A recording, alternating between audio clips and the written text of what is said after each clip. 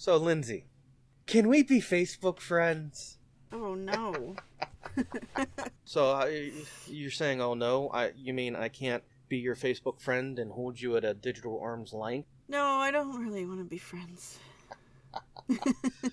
You say this as you're starting to delete the thing faster. Yeah, get away. But we can still be friends. Of course we can, yes. Even if you're deleting your Facebook and deleting me clean off of it. Yep, clean off.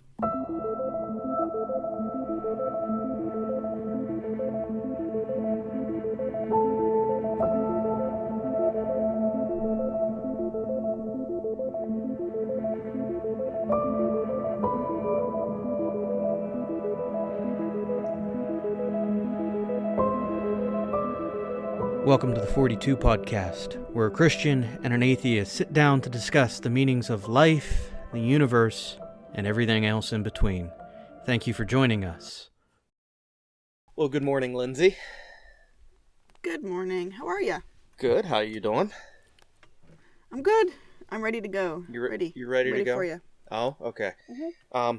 Well, let me ask this question. Have you watched any movies recently that may have wigged you out, blown your mind, or terrified you? Oh, yes. So, at your recommendation, I watched The Social Dilemma, which is on Netflix. Oh, it terrified me, and it definitely convinced me that my kids will not have a cell phone for sure until they can pay for it themselves. And we're going to strongly recommend they not do social media because it is insidious. Insidious. So is that how you feel about all social media across the board, or certain social media, or?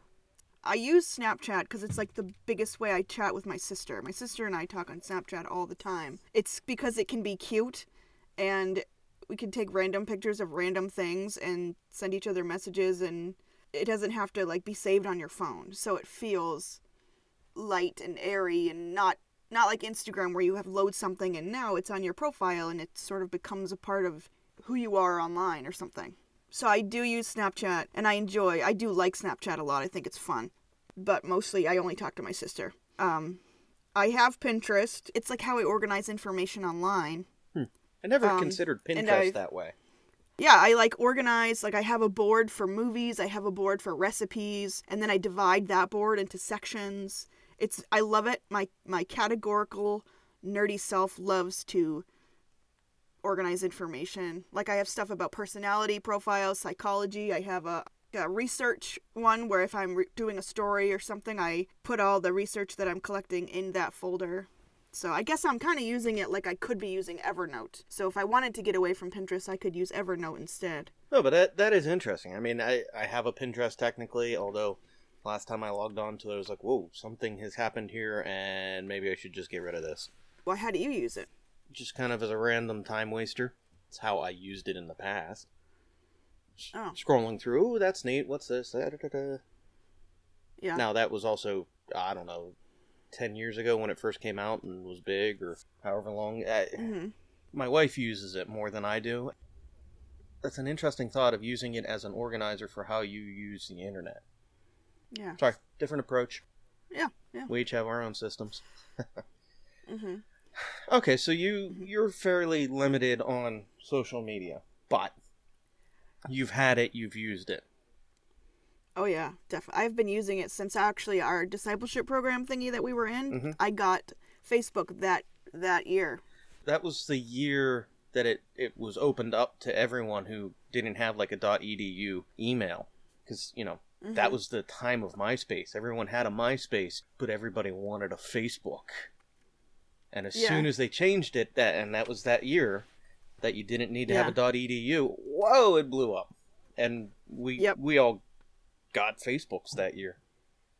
Yep, we sure did. So, and, what is it? It's 17 years on from that, I think. Math's hard in the morning. Yeah. 17? How do you feel about Facebook now? I would like to think that I am not susceptible to all the advertisements and stuff. I guess I've used it as a tool or a way so I can post pictures and my mom can see them or something, which is silly because if I really wanted to do that, I could just send her pictures. So, I don't know. A lot of the people on there, if I were at a store, I would hide. Because I don't...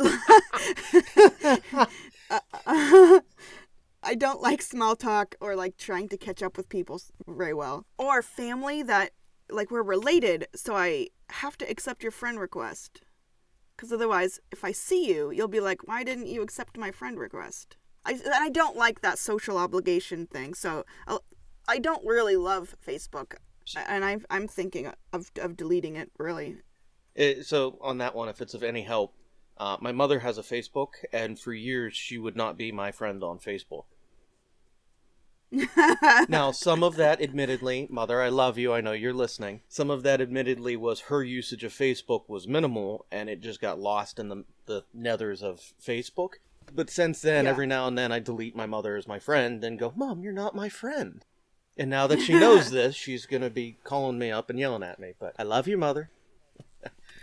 I think another thing is you can set the privacy settings so that you only talk to your friends. So it's not like I have the super diverse feed of people to look through. It's like the same people all the time. And so it's not super interesting. I just like want to see her post and his post. And then I'm like, okay, now I'm done. Not that interesting. Well, now, do you feel like social networking is something that is a positive or a negative? I think the negative outweighs the positive. The negative outweighs the positive? That's interesting. All right. So, yeah, overall, I think the consequences on this generation of young people that we've got here that have never known life without it, I think it's been extremely detrimental. I think it's affected... I hate when people speak in generalities because, like, I don't know, I'm not everywhere, but it seems like kids that are young, middle school, don't know how to have conversations. Mm-hmm. They're socially awkward, and you gotta, like, pull teeth out of their head to try to have a conversation with them. And it's like, I don't know, I want to say it's possible that social media and being addicted to your phone is to blame. Social media creates more social isolation than social networking. Mm-hmm. And only talking to people that are like you. Well, that then creates an echo chamber that is... Hey, let's talk about what echo chambers can do and what happened with QAnon and the Capitol insurrection and, what happens when we remove the diversity from our thought processes and conversations. But we can jump into all of that in a moment. I want to do an exercise with you real quick. And I had 2 of these planned, and you deleted Facebook on me, so we can't do that. But I want to do a second one with you. Do you have Gmail or a Google account of any kind? Great. All right. So here's what we're going to do. Go to your web browser. Okay. Like my Google search page thing? No, not your Google search. Just open your phone to whatever your default web browser is. Okay. And in that top bar, type in Google Ad Settings.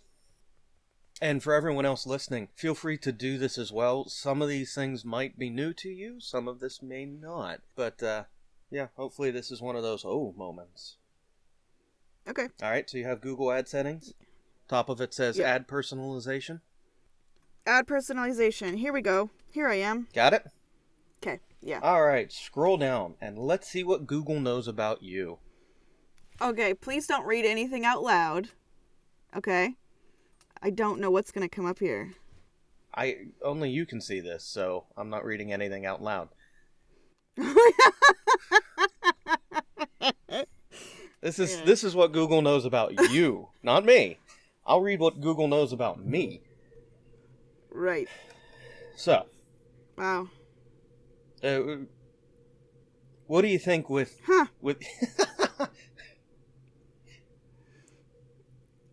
I can be a ditz sometimes, so I'm sorry. No. Not often, but it happens. Well, it's because I've had babies. It ruined my brain. Well, yeah, that's called parent brain. All right. But with Google's ad personalization, what are you seeing? Are you seeing things that you feel comfortable with or slightly terrified about? It's got a lot of stuff on here. It's got tons of stuff on here. It's the movies I like, the music I like. It's got something about banks on there. I'm kind of scared to push on that. The food I like. That's pretty amazing. Recipes. A lot of stuff. Yeah. So for me, it pegs me as a 35 to 44-year-old male who's interested in action-adventure films, action and platform games, American football, Apple iOS, which that's the primary platform I use, and all sorts of other hobbies and interests and oddities. Yeah. The thing that I find incredibly fascinating is, I mean, Google figures out and gives an estimate. Did you find where it estimates how many kids you have? Where is that? You got to kind of scroll forward. Just in the list somewhere? Yep. Where, I mean, they estimate how many kids you have, the age ranges of those kids, your married status. It knows I'm a homeowner. It knows I'm in the household income, lower middle. I mean, they estimate everything. And this is Google. This is the, have a question? Ask Google. Oh, wait, Google knows. It says I'm not a parent. Really? It thinks that I'm not a parent. So that means I'm really selfish and never post anything or never search anything about kids, apparently. Which I definitely do, but maybe because I don't use Google, I go straight to Amazon. Do you think? Maybe that's why. I don't know. See, it pegs me as a parent with 2 kids, and it pegs their age between 6 and 12, and I saw that, I was like, oh, that's scary. That's really interesting. I'm not sure I'm comfortable with how much Google knows. And this isn't social media, but this is something that is a tool.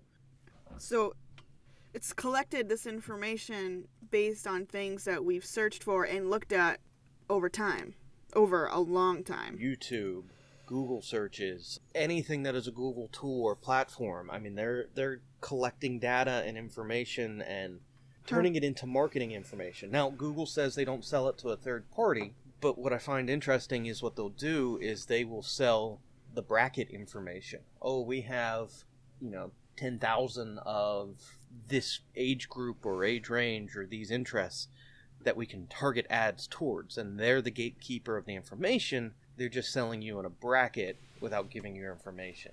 Yeah. Facebook does the same thing, and what I was going to have you do is, I don't know if you follow the news, but Apple and Facebook are in a fight right now. Have you seen this? No. Go ahead, tell me. So, Apple is saying as part of their iOS 14 updates, one of the things they're going to do is put limitations on what apps can track when you're not using that app. There will be a permission setting saying, hey, Facebook wants to track you when you use anything else on your phone, which Facebook already does. They track everything you do on your phone, even when you're not using the Facebook app. Because Facebook's trying to be that same thing as what Google is, where they're the holder of the information, and now they're selling you in these brackets for targeted ads.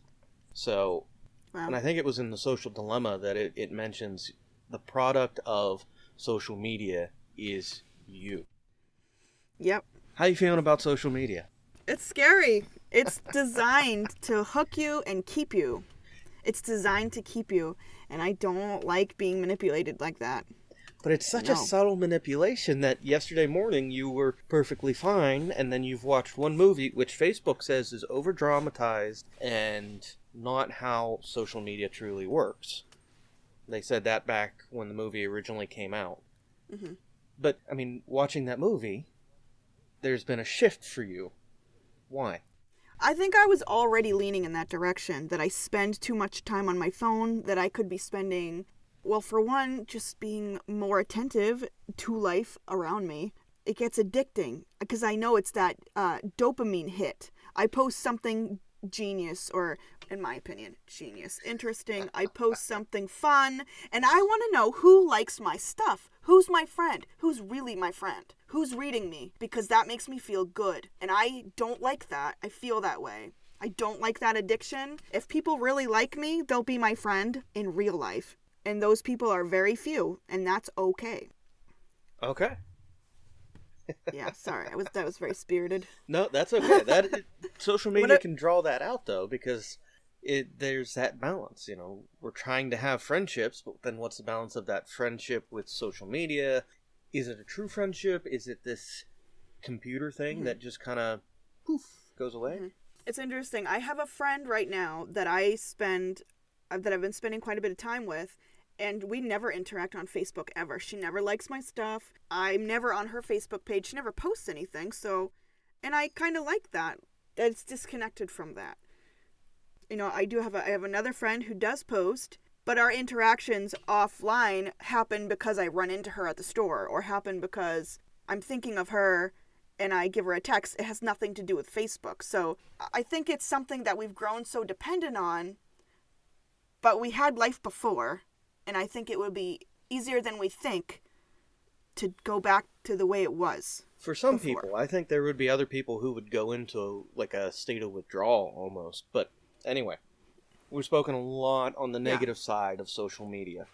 I think we also have to recognize what is the elephant in the room for us. You're giving me a face. You don't get the elephant, do you? I use my face all the time, Robert. I know. What? Which face? I mean, which elephant? Well, we're doing a podcast that we're using social media to promote. Yeah. Yeah. Yeah. Yeah. Huh. So, I bring this up in this section of the discussion because my curiosity is more towards this. Is there an ability for people, us, others, to actually positively use Facebook, Twitter, Instagram, social media sites in a manner that is, instead of creating isolation and echo chambers, is there a way to use it for good? It is a tool. Yeah. Mm-hmm. Right now, it's easy to say it's a tool run amok. Yeah. I think it's kind of like saying Facebook is like a really sharp knife. Is there a use for a really sharp knife? Yep. You prepare food with it, and that's cool, but you don't leave it down on the kitchen table where your kid's going to grab it. You put it in a drawer, and you keep it away from the kids. Meaning, like one example from the movie The Social Dilemma was that it's been used to help find organs for people that need organ donations. Like, I've gotten a bunch of stuff like, hey, have you seen this dog? This dog went missing today in my local area, and I've never seen the dog. I've never been able to help. But that's really cool. Or some kid is missing in Massachusetts, and it's like, when you look at the comments, there's hundreds of people following this post, and then you look down, and the kid's been found. Did it have to do with social media? It might have. So that's pretty cool. I appreciate that. And, buying and selling and connecting with people that from high school. And I guess if you were that person, I wasn't that person, but... Well, you were homeschooled, weren't you? I was homeschooled in middle school, and in high school, I wasn't the person hanging out with a lot of people. I was the person at youth group at 3 o'clock in the afternoon waiting for youth group to start. Oh, you were that kid. Yeah, I was that kid. That's okay. Sorry. Yeah. I'm picking, but no, I'm not going to do that. But yes, so there are positive aspects then that you see in social media of it can be used as a connection tool. But right now it is kind of run amok. It's a mess. It's dangerous right now. All right. One other thing that the guy said, one of the speaker people from the movie said was that if you're looking at news on Facebook or probably Google too, what you're seeing is totally different from what another person is seeing. And the fact that you are not looking at the truth. Probably what you're looking at is carefully cultivated and garnered for your interests, your proclivities, your demographic. So the information you're getting, I mean, what are the chances it's not true? Yeah, so on that, I guess I do have to kind of speak to one of my habits with news. I do use Twitter, and I use Twitter for news. But I use it in a manner where I follow a lot of the news channels, news sites on Twitter, and most of the time they'll do the quickest blurb, because Twitter has become this platform to get that word out real quick, to be the first person to, put a stake in the story and say, oh, look, we're the first ones here. And so I'll use Twitter for that. I'll watch hashtags and trendings, and if I see something, then I'll go back and I'll go to Google. I'll do the research through Google and find multiple stories of it. And my habit, I started getting into this a couple years ago because I saw the isolation and echo chamber in my own life with how my news habits were. It was, oh wow, I'm isolating where I'm getting my news from, and that's not healthy. So I pulled back a handful of years ago and started getting multiple sources using different news apps and not just relying on a singular news source. Go ahead. You want to say something? Have you heard of All Sides app? The All Sides website? I have, and I have because you mentioned it in a Defector episode. Now, I don't use that. I have my own system I'm comfortable with. Right. But it's useful. And I'm not saying it's not, but I have a system that I want to say perfected, but I know it's not perfected. But it allows me to see blind spots and try and fill them when I see them with how I get. That's good. I'm glad you have a system. However, I'm reading this book right now, and I've talked about it till I'm blue in the face in one of my episodes. There's this book called The Believing Brain by Michael Shermer, and he's got a whole chapter on biases and the amount of biases. You have a bias, and there's a blind side bias where you cannot see the biases that you have because you're biased. So, I'm saying for the general population, for people that are listening, if you have a system, cool. But I encourage you, to check out the All Sides app on your phone or on the computer, because it's not collecting information. It's not based on what you've searched. I don't even think there is a search in there. I have never seen a search. So you can follow topics. I mean, you can go on a topic and find a topic, but there's no search. You can't search stuff, which to me means maybe they're not collecting information or habits or anything. See, I'm skeptical of that because I can't imagine an app not collecting some form of information on its users. That's the point of skepticism I'm at, where it's, if I open an app, even something as benign as my banking app, they're probably collecting information on me. Maybe not a lot. Yeah. Maybe just a little. Maybe it's everything. Maybe it's, Facebook evil if we know everything about you. And my assumption is somebody's watching, period. Yeah. You've clicked on articles with this person in the headline 3 times. So we're going to sort of garner more results for you that have that person in the headline. Right. Which is why I try to use the system I have set up of, I believe that they're going to try and tailor my news feeds to things they will assume I'm interested in. And I don't want to be pigeonholed into those assumptions, because to me, that's how I see elements of radicalization happen. Because it's, you interacted with this, we'll feed you more. Let us feed you more, because... Right. Yeah. It tries to pigeonhole you. It does try to pigeonhole you. Like, for instance, if you watch a video by Sean Hannity or Glenn Beck or I don't know, the other side. Well, people that like Glenn Beck also like XYZ. So we're going to show you videos or articles by XYZ. And so that becomes a rabbit trail. I mean, not a rabbit trail, a rabbit hole. Alice. I forgive me for this little rabbit trail. I have to laugh at times, because when we have these conversations and we start kind of steering into that conservative side of things, you by far have a much deeper root in conservatism than I do. I do. I used to listen to all that stuff, and I still am not really sure where I land on a lot of it. I don't know. And that's okay. I find it funny because... Yeah. Wait a minute. My point of reference, the point of references that I have are all very conservative, so you're right. And it's that swapping of positions, because sometimes I make an assumption of you because of where you're at. No, you still have some of these conservative roots.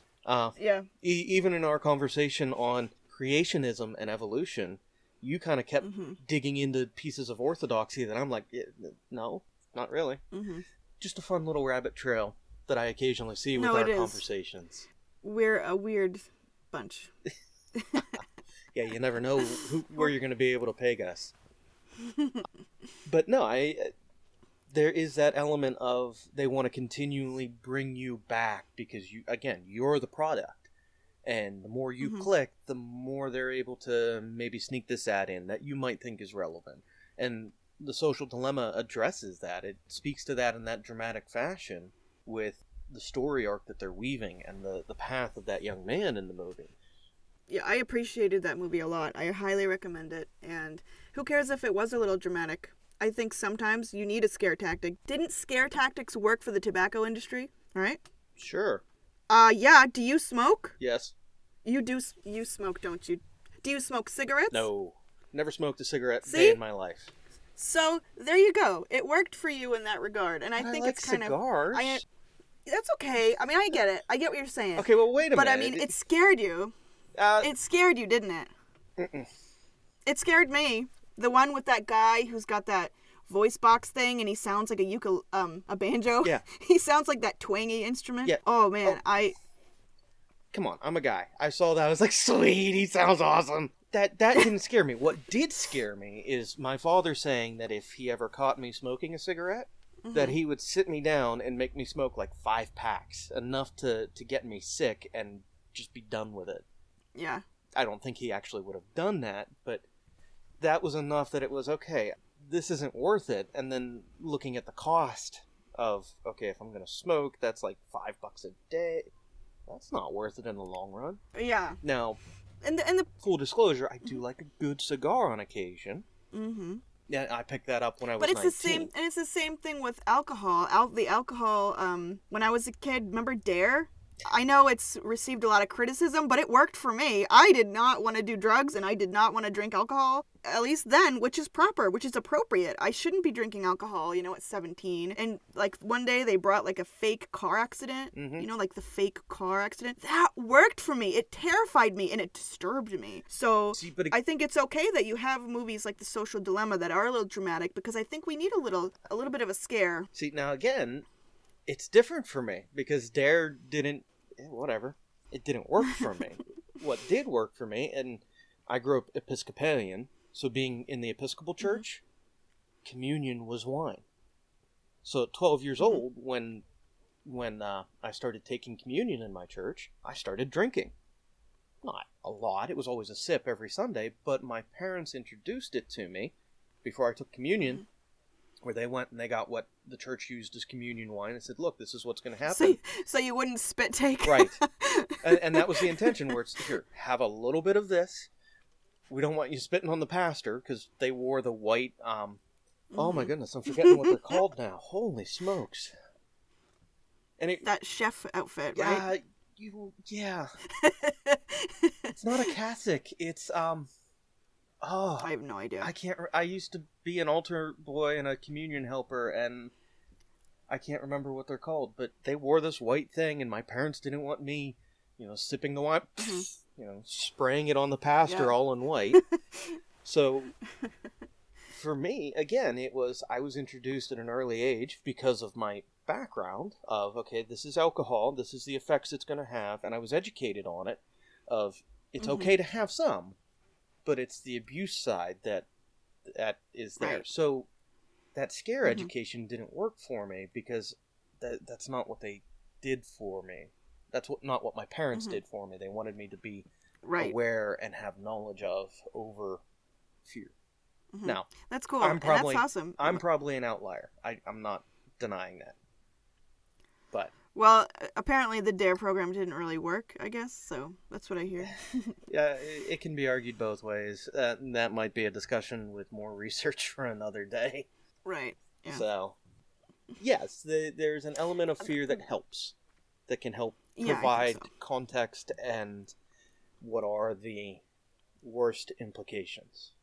But in that same breath, I mean, The Social Dilemma came out in July. So people had the chance to look at this, analyze their social media habits, and then come January, those echo chambers still existed to the point where we had the insurrection. Yeah. So, I mean, that's kind of that fear aspect that they were portraying in The Social Dilemma that, did people pay attention to? And did it get promoted? How well did the movie get promoted? That would be an interesting question of, how many people in that insurrection watched The Social Dilemma or thought it was valid. And did they think it was valid because they are the holders of truth, or because the others are holders of the lies or truth? So, you were going to say something, sorry. I'm not sure how relevant it is, but I've been researching a lot about veganism because I need to fix I need to fix my diet. And so I've been going vegan for like a week. And when I do something like this, it's so life-changing. I like to do a lot of reading and research because it helps motivate me and keep me on track. But there are so many celebrities that endorse veganism and they make movies supporting or criticizing the meat industry and things like that. And it would be interesting to see more celebrities, more people in Hollywood making films and standing up for this sort of thing too, because of the effect that it's having on the consumer, which is pretty much, I think it's pretty much everybody. Because celebrities use social media all the time. It's how they promote their stuff. And it's funny. I follow Ryan Reynolds. I follow Anna Kendrick. I follow a bunch of people on Instagram because they're hilarious, you know?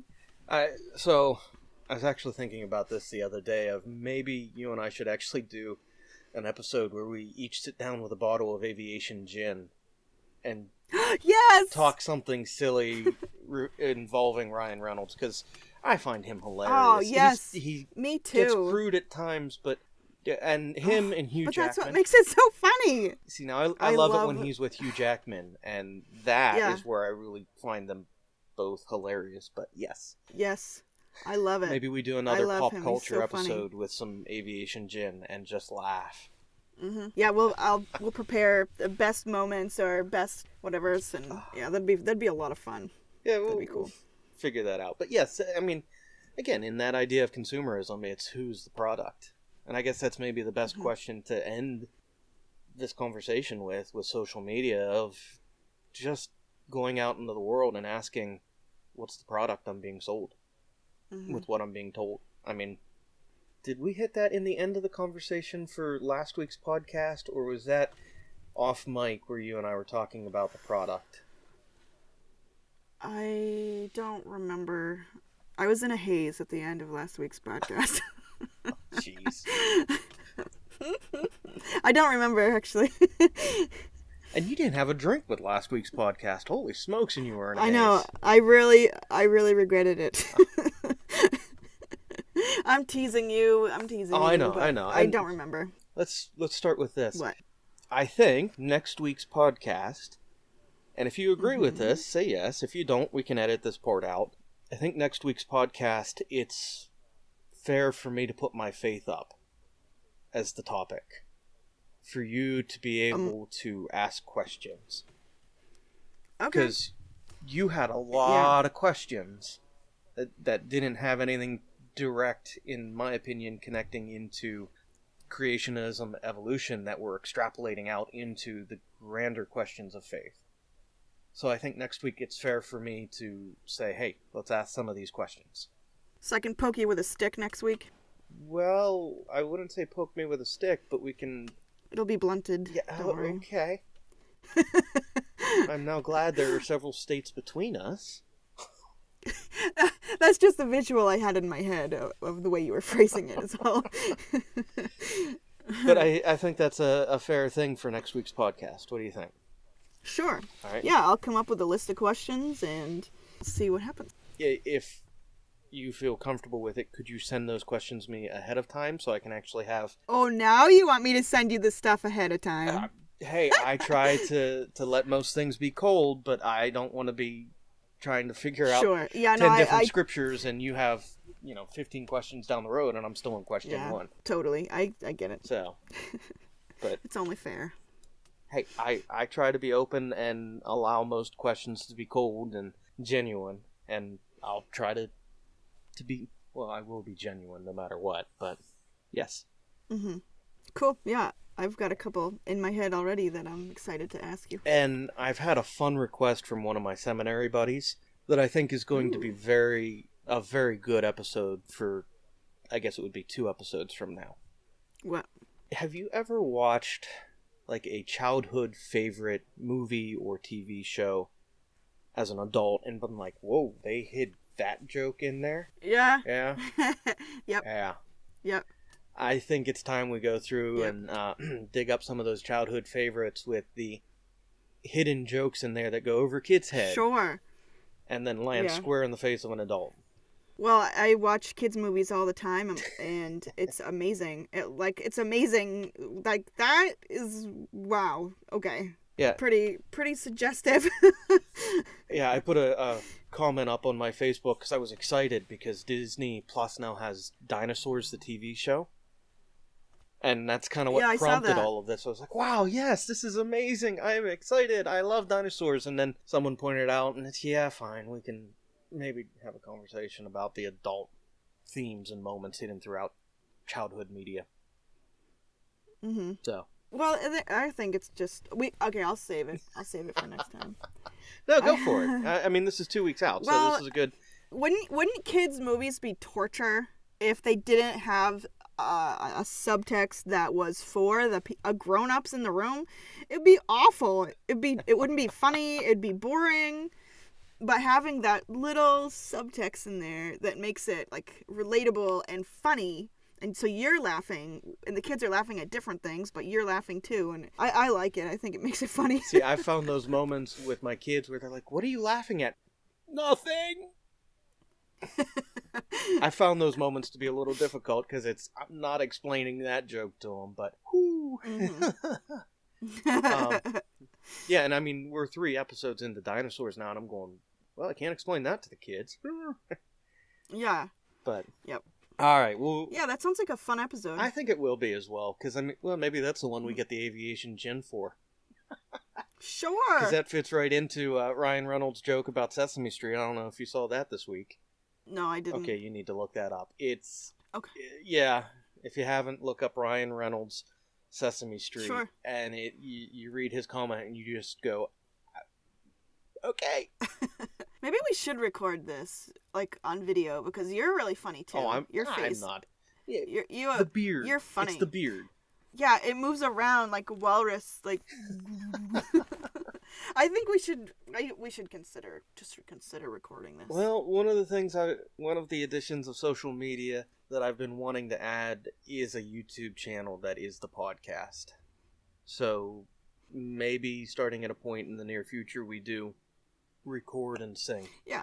That with YouTube. Because we can... Yeah, I think so. I kind of think that would be a good idea. And one of the things I am working on is getting us onto iHeartRadio as well. So hopefully that'll be coming in the very near future. Cool. So, yeah, once I have that figured out, I'll announce that. So. Awesome. Yeah, we're continuing to try and grow this podcast. For you, our dear listeners, please take a moment, and if you haven't jumped on social media... Boy, that's a weird statement at the end of this podcast. If you haven't gotten to a point in your life where you're deleting social media and going into a cave, please do take a moment to consider liking our Facebook page or our Twitter account. Lindsay and I do try to interact with people when they message or reach out to us. If you know us personally, hey, keep throwing those emails our way. We're looking at stuff, we're exploring life together, and you are most definitely a part of that. So thank you for joining us. If this episode has earned it, please like and give us a rating. It helps with the horrible algorithm that says if we're worth listening to or not. And yeah, share this episode if you think it's worth it. So, alright, that's done. You good, Lindsay? I'm good. It's been a pleasure. You know, this was a good, fun episode. I'm thankful for that. I liked it a lot. Yeah, I had a good time. It's just good to have a conversation sometimes that doesn't have to be full blown into life or death. So this has been good.